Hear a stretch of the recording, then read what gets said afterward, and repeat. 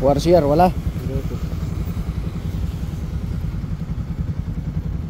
Wala ka ring lisensya. Nag-angkas ka ng walang helmet. O wala kang karapatan munang mag-drive pag wala kang lisensya. Tapos ito, wala ring ORCR. Mas nakakatakot. Ha? Walang pasensya. Gumawa ka ng violation. Kunin na itong motor. Sakyan mo.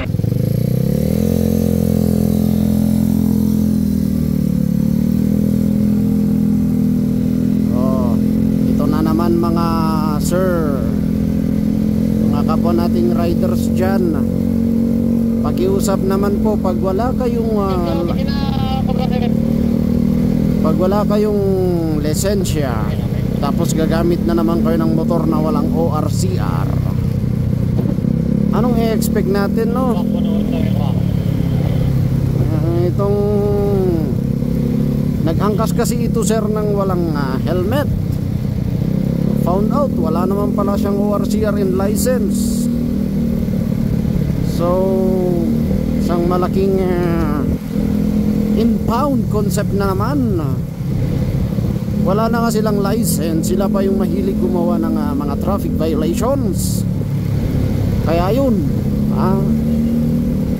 tatlo yung escort niya ngayon. Sa mga kapwa nating riders dyan, no? Unahin po muna natin ang lisensya, wag yung motor, para hindi kayo makagaya sa ganito.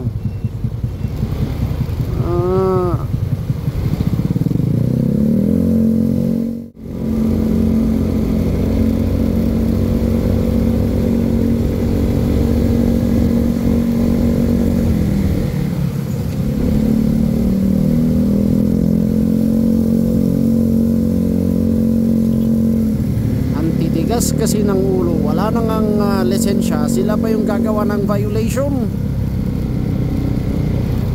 Pero yun mo, mag-aangkas ng walang helmet, tapos wala pala siyang license and ORCR.